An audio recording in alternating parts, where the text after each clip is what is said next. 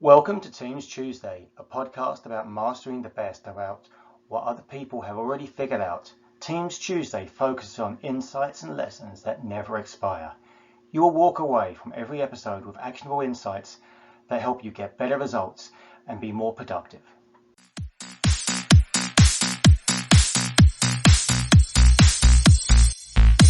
This was about as bizarre and easy as it gets. The client just couldn't make up their mind. I feel like we had top. Went from a project of 20 weeks to just 2. The DevOps was a cultural shift. This is Teams Tuesday with your host, Peter Ward. Good afternoon and welcome to Teams Tuesday. It's August 2023. I'm the host, Peter Ward, and we've got a great guest from Sweden, might I just add, Anders Ozon. Welcome to the show. How are you? Thank you. I'm doing really good. Okay. Thank you for having me. No problem. It's another international speaker we have. Okay. And you're going to talk about security. Microsoft's come a long way in the last 10, 15 years with security, but you've been working in the industry for what, 20 years? Is that right?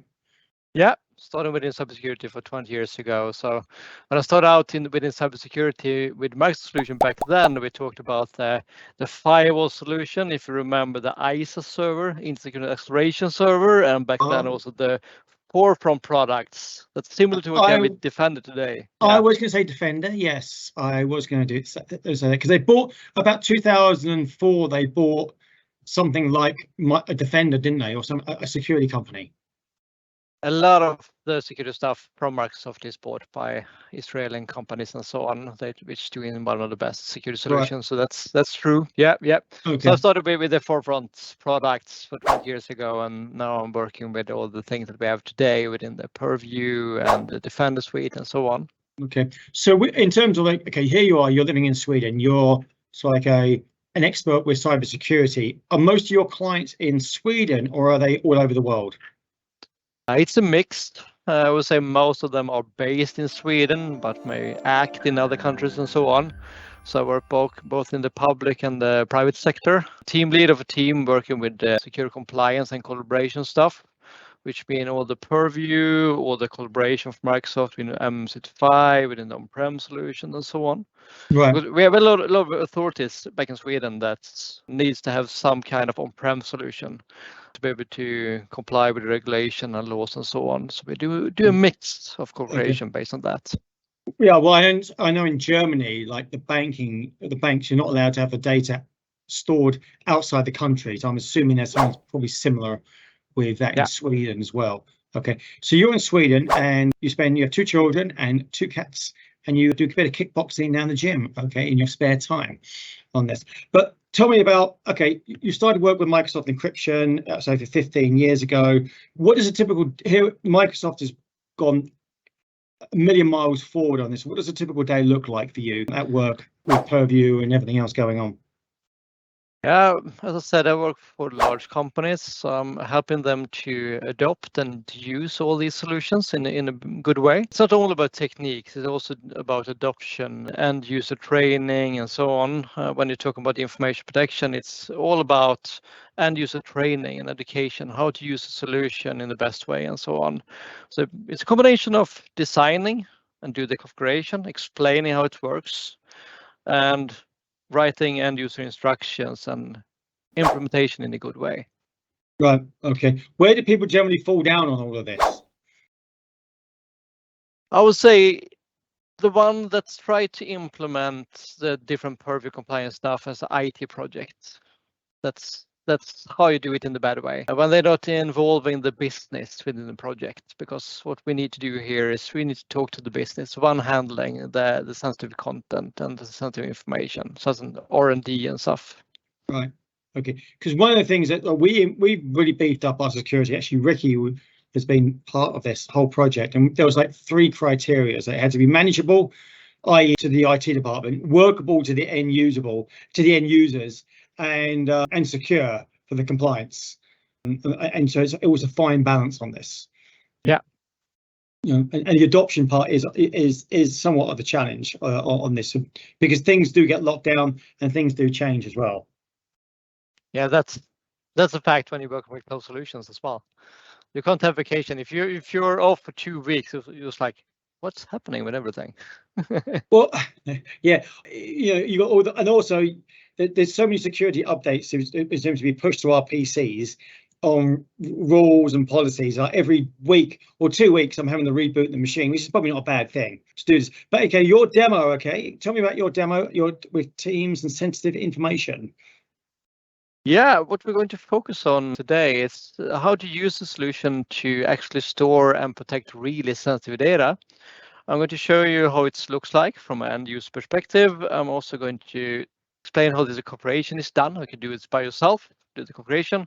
And we're going to zoom in to see all the thing around the encryption and so on. How does it really work in the backend? Because I do get a lot of questions from companies, authorities, lawyers, and stuff like that. How does this really work? How can I be sure this is protecting my content in the best way? So we're going to focus on the encryption part. We're also going to focus on how we can extend the encryption with all the new stuff with double key encryption, for instance. So we're going to look at all the spectra of information protection here. All right. Okay, over to you then. I see your screen and I see security and compliance with Microsoft in Microsoft Teams. Perfect. And as we just said, we're going to explain how to use solution, utilize it to protect sensitive data. We're going to look at how the configuration is done, and we're going to look what's happening behind the scenes with the encryption. So to be able to do this, we need some kind of use case and business case to relate on. So we have a business case here. Here it is. It's a project called Project Delta with highly sensitive data.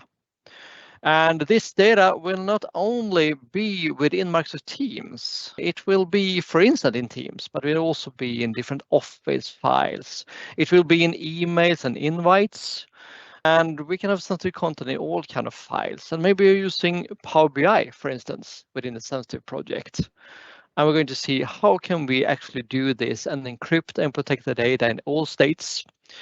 And we have one that is responsible, and that is a project leader. So what we need here is a solution that is secure, of course, but also end user friendly. This project leader is the one responsible for the project. So meet Peter Davidson. Here he is. It's not Peter Ward, it's Peter Davidson. He's the project leader.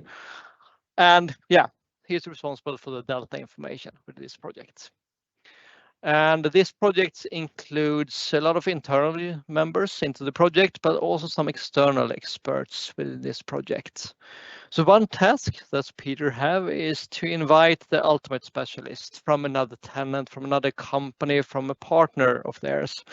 And here he is. It's actually me. I'm going to be invited in this project. And I need to have access to sensitive content for the Project Delta. And again, Peter here needs to be in control of the data.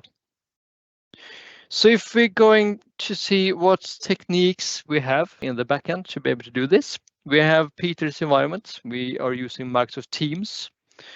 We have a sensitive team, a confidential team. Let me zoom in for you. We can see that this is totally sensitive, and we're controlling who can be invited to this team, who can share files, and so on, based on the sensitivity of the project. And this is from Peter's machine right now, and he is sitting and using Microsoft Teams. He have got an education how to perform this project in an easy way. So Peter are in control.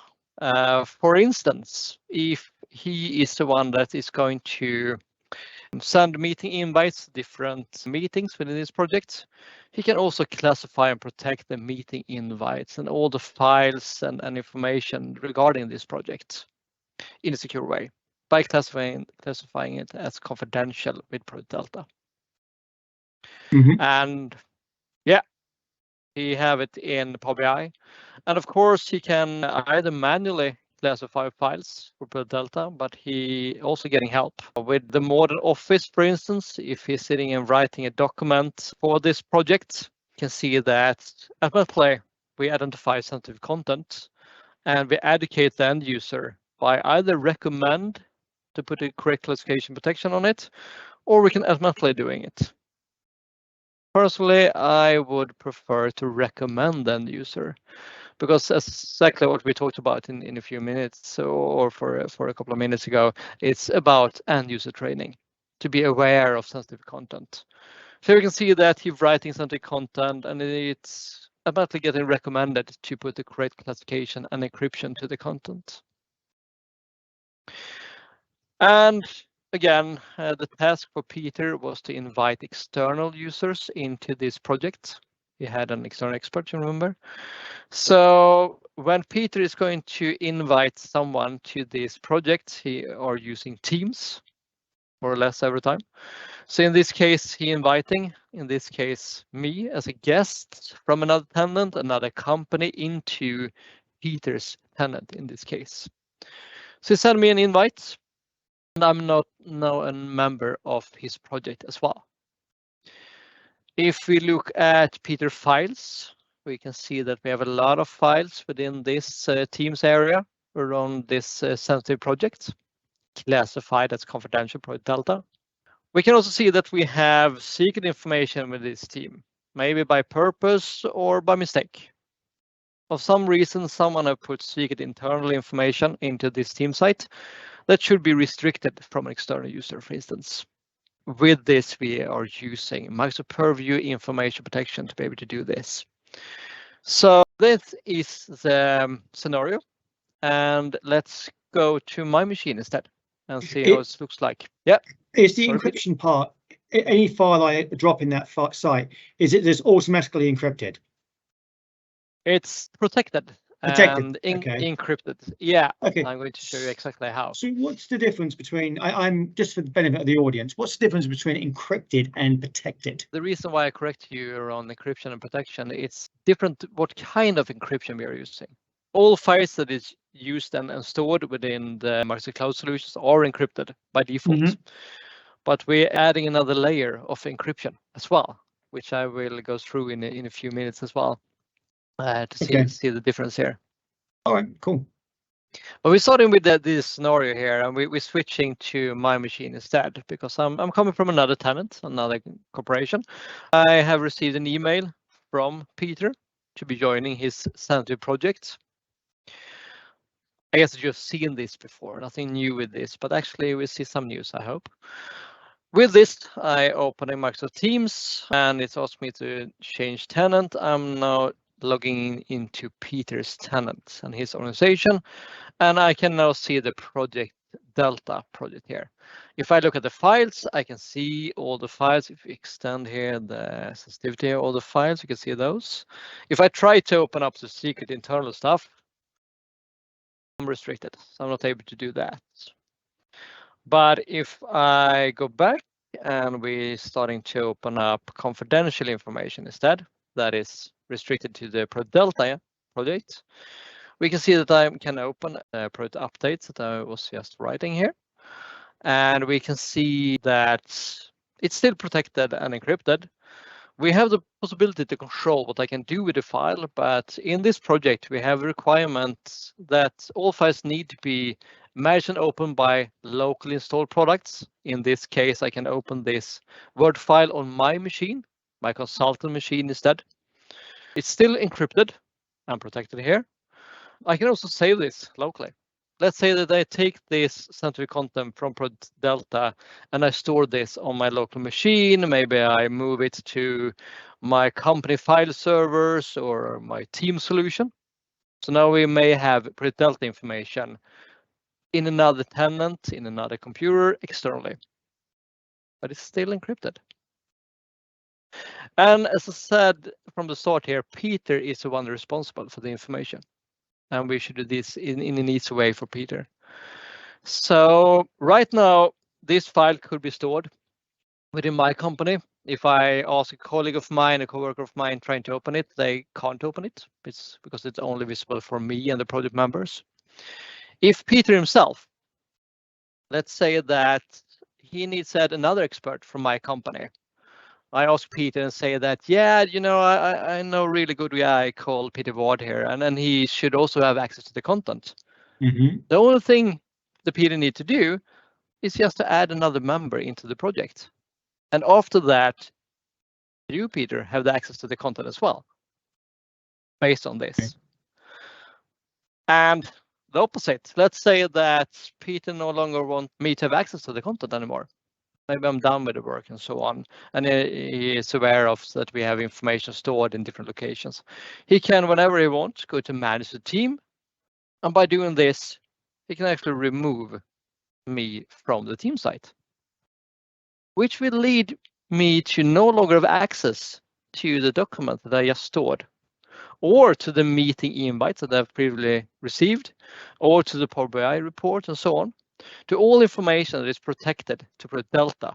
As soon as I'm gone from the team, I have no access to the content anymore, regardless if it's meeting invites that I've received already, if it's files that are stored at my file servers, for instance. When I remove from the team, I no longer have access to the content, regardless. What happens if people are taking that content out of Teams and saving it locally? That's actually what I did. So you will see this in a while. What's actually happening? Oh, So as soon as okay. I'm moved from the team site, if you go back to my machine again, here I have the project, the document that I just opened. It worked for a couple of seconds ago, but I'll now try to open it. It will do exactly what Microsoft do by default. It will prompt me with a login prompt. That's a default behavior if you don't have access to RMS content. And I try to sign in with the same account, but I will be met by this. I'm not signed in anymore with an account that have access to the content. So that's typically what's happening by default with the Microsoft product if you don't have access, because maybe you have several accounts on your machine, so maybe you don't have permission with the one you're signed in with, and that's why they're putting on you with a new sign-in prompt. Sign in with another account. You can try that as well. So this was the scenario. We saw that we could encrypt content. We saw that you can protect content and you can share it in a way where the end user can actually open it. I could open it on my machine, which means that this file, regardless if I saved it or not, will be cached in another tenant. But we also saw that Peter were in control and could actually remove access for me even after I've downloaded the file. So let's go and look how this is done. Let's do a deep dive here. So if you look at the configuration, first of all, we have a team site, so that's everything that we need to have that in the first place. But we also have the encryption part. So now we're going to the Purview compliance portal. We see the sensitivity labels in the compliance portal. If we extend the confidential one, we can see that we have the Project Delta here. Here's the Project Delta label that is used. If we edit this label, we can see that it's scoped for files, emails, meetings, and also to Azure resources, Power BI, for instance. And with this, we go into the encryption content. That's what we want to know. How is encryption done? If we look at the encryption, we can see that Peter have always access to the content. Regardless who applied the encryption, we have a configuration which lead to the Peter have full access. We also have a group here with access to the content. And this group is actually the same group that is set up by default when I create a new team site. All the team sites are based on the Microsoft 365 group. So if you go back and look into another portal, let's go to the admin portal instead. We search for the Delta team and we see the same group again. We can see this is a Microsoft 365 group that is used for Microsoft Teams. So the magic happens here when we apply encryption based on the same group that is used for Microsoft Teams. We have the possibility to invite external members and so on to this, and with that giving access to sensitive data, regardless if this data is sent by email, within a file that is shared, within a Power BI report, for instance. We are using the same group and make this really end user friendly. So before I was removed from the group, you could see that I'm a member of the group. And as soon as I remove from this, I'm losing access. Okay. So do you want to see the encryption part, Peter, as well? Yes, I do actually. Yeah, how does this really work? So let's look a little further down. So I have a question for you. Okay, so yeah. I managed to get hold of your ID and password. Okay, and I installed Teams, can we add? Oh, we can. You can add that encryption that you can only open up that sensitivity document on an assisted device, can't you, as well? Yeah, as long as you can sign in to Office, it's fully integrated and so on. So you sign into Office, you can open that document. Yeah. Okay. And this is only Office documents, it's not PDFs, is it? It's supporting PDFs as well. Oh, okay. Yeah, for a couple of years ago, we required to have what's called the AIP add-in, the AIP tool, to be able to open up protected PDF files. We had an add-in to different PDF readers that you can install as well. But right now, we have fully support to Microsoft Edge, the browser, which can open protected PDFs, regardless from your own organization or from another organization. We also have integrated support within Adobe Reader. So if you're using Adobe Reader, it will support you to open up protected PDFs as well. So the support is extended. Yeah, and it's getting extended every day to supporting more application and solutions. Perfect. So yeah, so let's go further down to look under the water. How is the encryption done with this solution? So let's explain what's happening for the encryption part. Let's look at, we're starting with Peter's machine. His machine, he had the Teams environment and he could encrypt meetings and invites and Power BI and a lot of files from his machine. And he can actually do this totally offline as well. How does this really work? First of all, we got Peter's tenants. You see this in the upper right corner here. Here we have an encryption key that is generated by default nowadays when you buy your Microsoft 365 environment. This is an organization key using the RSA encryption with the algorithm of RSA, 2048 bits encryption. This is generated by default. If you, for instance, have been using ADRMS before and encrypted a lot of content with that solution, you can actually export your organization key up to Microsoft solution to be able to decrypt those files as well with this solution. Or you can create your own file if you don't want to manage Microsoft managed file for that. And then we have the machine for Peter. Here it is with the project report. The first time Peter is signing into Office from his machine, there will be an notification to the service, to the Microsoft Purview service. Or it's actually using Azure AD in the backend, or Entra ID, I should say the new names now, right? Do the notification into the service. And what's happening here is getting download user certificate to Peter's machine. This is not an 509 certificate that is stored in the set store in Windows. This is actually what I've been using for RMS encryption for over 20 years now. But we're still following the same standard. We have a public key of certificate, we have a private key of certificate. This is unique for Peter himself. This is stored on his machine, together with the public part of the organization key, which is also downloaded to his machine. With those two, the public part organization key and his user certificate, Peter can now encrypt files, even offline. On a train, on an airplane, totally offline, he can encrypt files, right? Then we have the concept of encrypting the file. So here we have the project report, remember, that he was writing. Here we can apply labels either manually or automatically based on transport rules or with extraction or different scenarios. As soon as this label is applied to the file, getting classified and encrypted. The encryption is similar to what I've been working for 20 years, EFS encryption. What is similar here is all the files are encrypted with unique randomized IIS content keys.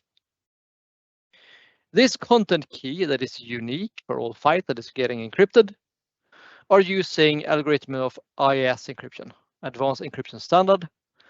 And from now, it's only using 256 bits of encryption.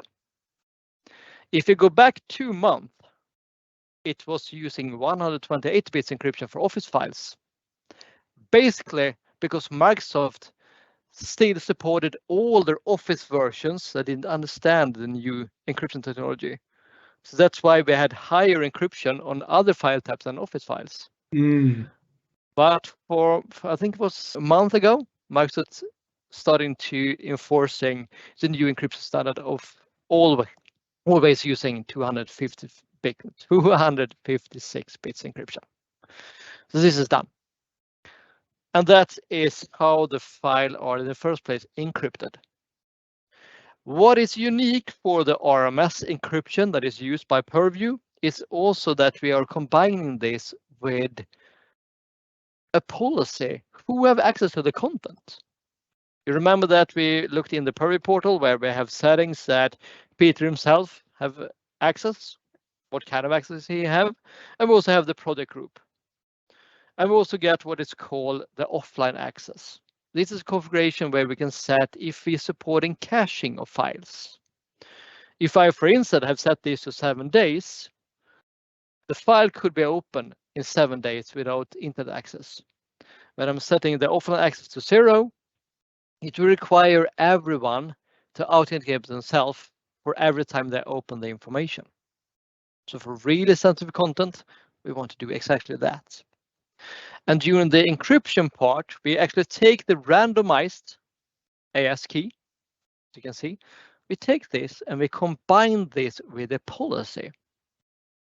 And then we encrypt the randomized content key together with policy, and we sign it with Peter's certificates to know who actually did protect the file.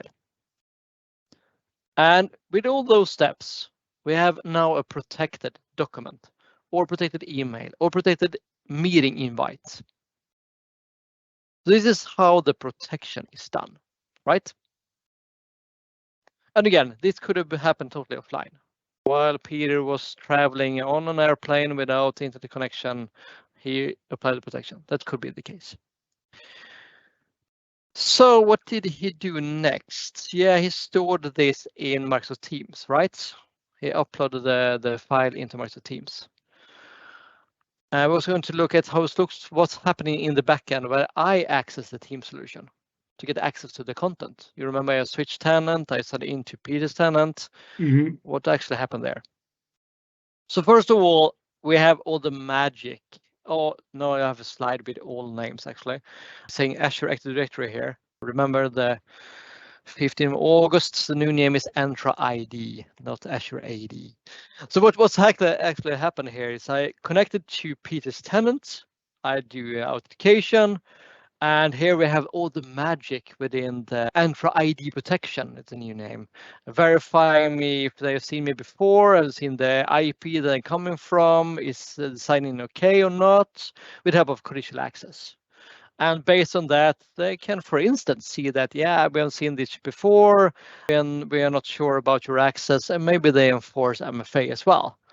And when I'm entering with MFA, after that, I'm getting access to, in this case, the team platform. But what actually happened when Peter moved the document into Microsoft Teams, that's why I trying to separate encryption with protection before, because the RMS encryption is actually removed when Peter is uploading this file to Teams. And why is that? The thing is, everything that you store in Exchange, SharePoint, in an online environment are highly encrypted by default, all files. What is sensitive here is who have access to the content.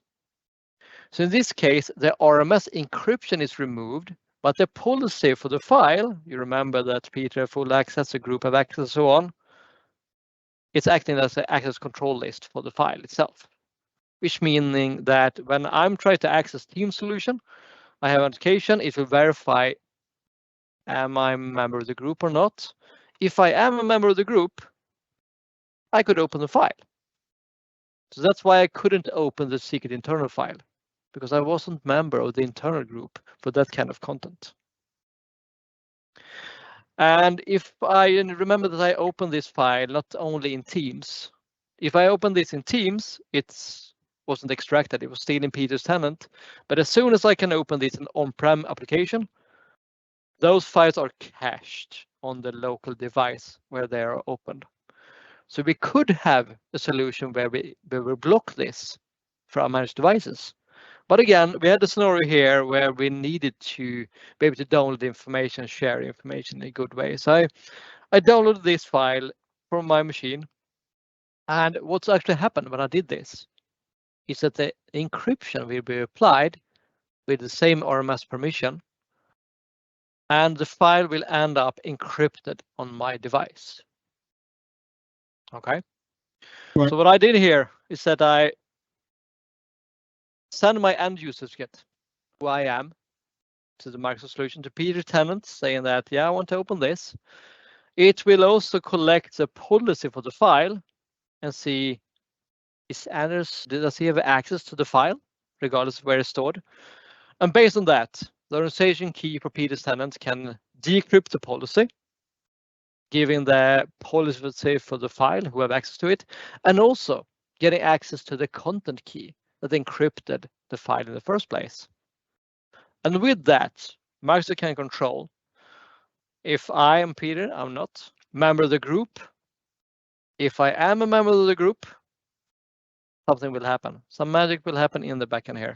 It will take the content key together with my permission for the file. We could have, for instance, set this to only view the content or restrict the printing or whatever.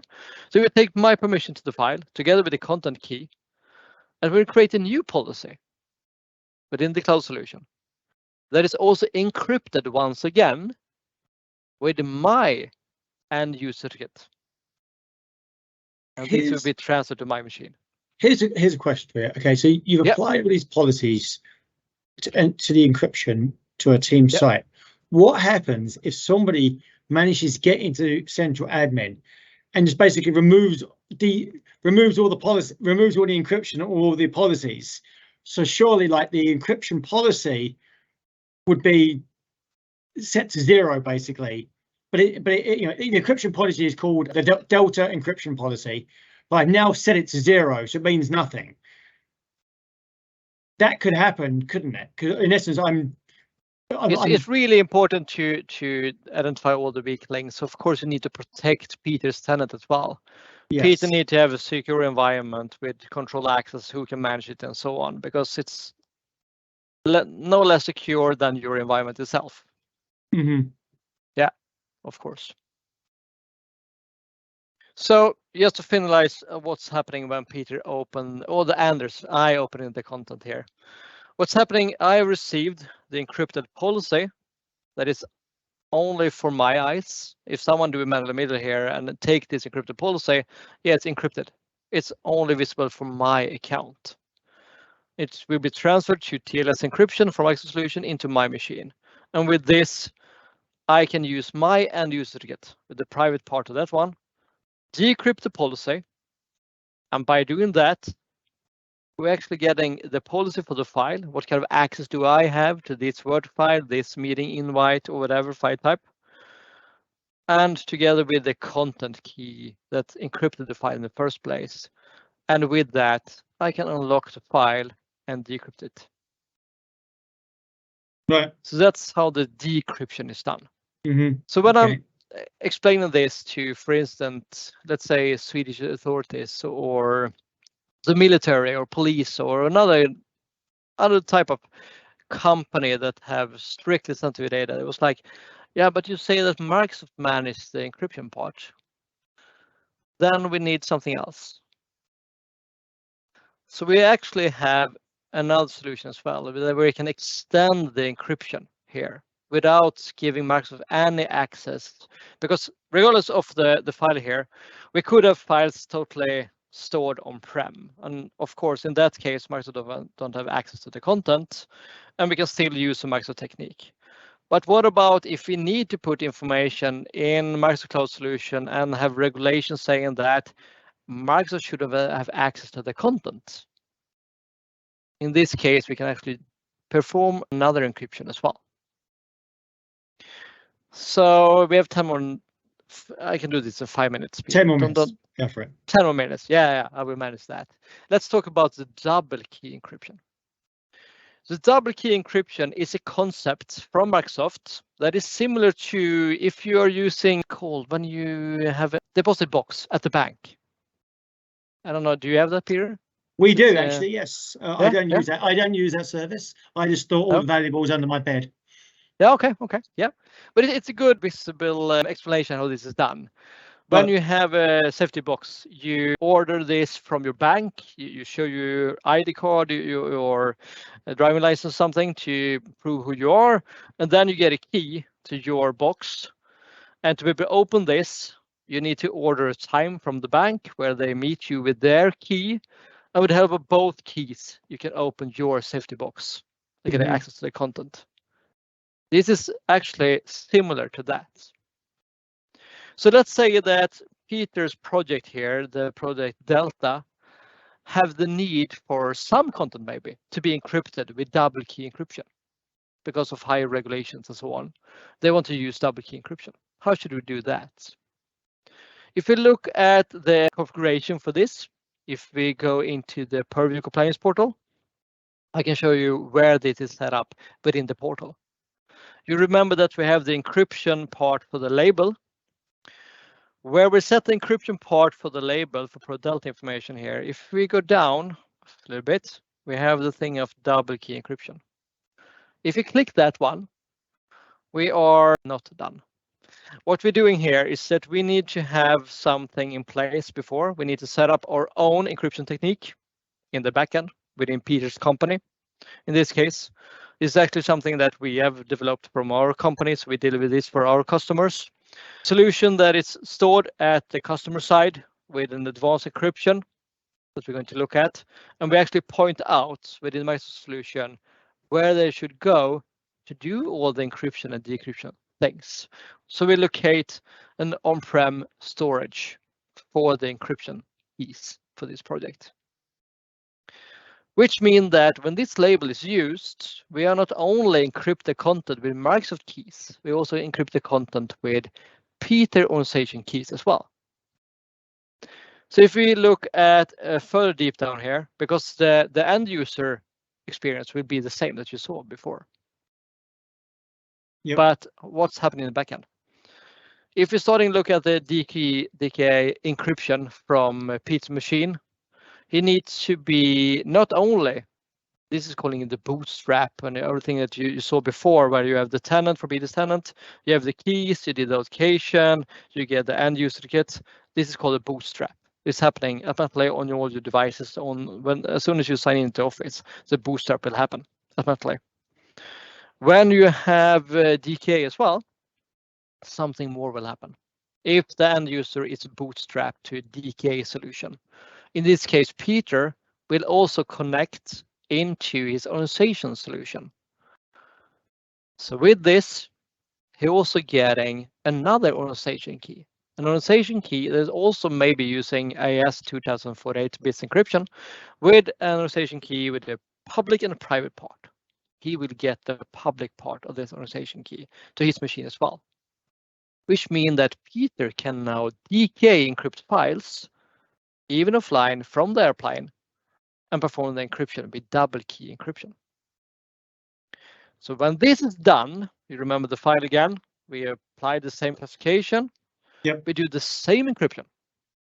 You remember the randomized content key that encrypted the file in the first place. This is used again with a new randomized key, which encrypts the file. Still using AES 256 bits encryption only, because DK only supporting that. And we have the encrypted file. No difference from the other part. But what will happen here is that the content key will now be decrypted once again. You remember the double key part with Peter's DK key, which will encrypt the content key. Then we will take this encrypted content key together with the policy and encrypt this once again. That's why we call this double key encryption, because it will be encrypted again with Peter's organization key to encrypt this encrypted content key. Okay? Okay. And this is now a DK encrypted file. During decryption from my machine in this case, I will do the same thing. I will send the policy for the file to Microsoft, because they manage the access. Here you can invite and giving access to external parties, internal users, and so on, with all the magic that we have with Entra ID. And I will also send my end user certificate. What will happen here? This policy, including the permission for the file and the encrypted content key, which means Microsoft doesn't have access to the content because the content key is encrypted by the Peter's tenant's encryption solution. Yeah. So if I'm still a member of the group, if I'm a member of the team site, it will take the encrypted content key together with my permission for the file, and it will encrypt it once again with my public part of my user certificate. And this will be downloaded to my machine. And as long as I'm using a modern Office version that is still supporting DK, it will take my end user certificate, my private part of that, and decrypt the policy and getting the encrypted content key. What we're having here is that Office that's supporting DK will automatically go to the location that will be configured within the label to Peter's tenant and his DK solution, sending the encrypted policy where Peter's tenant can use a private part of his authorization key, maybe highly protected with the HSM and so on, perform the decryption, getting the unencrypted content key that is sending back to Peter's machine, encrypted only to Peter, and Anders is my user, sorry. And with that, we get the content key, and now I'm able to open up this file that was DK encrypted. Okay, so we've got 3 minutes left here, so good stuff. Yeah, here you see all the magic that's actually happened, because when I do the demonstration, it's like, yeah, it's only working. What's magic with that? But if you look under the hood, you can see exactly how it's working. Okay. So a couple of questions are coming through on the chat. So I know the answers to some of these, but I'll ask you. Okay. So is it possible to create Word templates in SharePoint to say, oh, this is a sensitivity document? Okay. So an SOW or an employment contract, is it automatically? Let me just make sure I'm reading this correctly. Can you have an employment contract? Can SharePoint or or whatever intelligently apply an HR policy to an employment contract? I.e., so you don't need to rely on end user. Like I've got a drive. Some documents are not confidential, others are. Is it possible to actually apply an encryption policy to a document automatically? Yeah, we can do this in several ways. One way could be to set an encryption label on the team site or SharePoint site as well, which means that all file that is not labeled or protected before will automatically get the protection. Meaning that we could have said that every file that is created or moved into ProDelta were automatically encrypted with ProDelta. So that's one way to do it, to actually do it per SharePoint library. You can define what kind of default label you will have. It will require a syntax license, to be clear with that. And the other way to do it is to use simply Office templates. So if you're working with Office templates today, you can actually set a label with RMS protection on the template, and all files that is used from this Office template will be encrypted with the same label as well. All right. Okay, that's the questions. Anders, thank you very much. We're up on time. Thank you for your time on this. This will be up on Spotify and SoundCloud and LinkedIn. But thank you for your time. Very educational. Have a great day. Oh, have a great evening where you are. All right. Yeah, we'll have a great evening. Thank you for having me, Peter. Bye. Yeah, take care.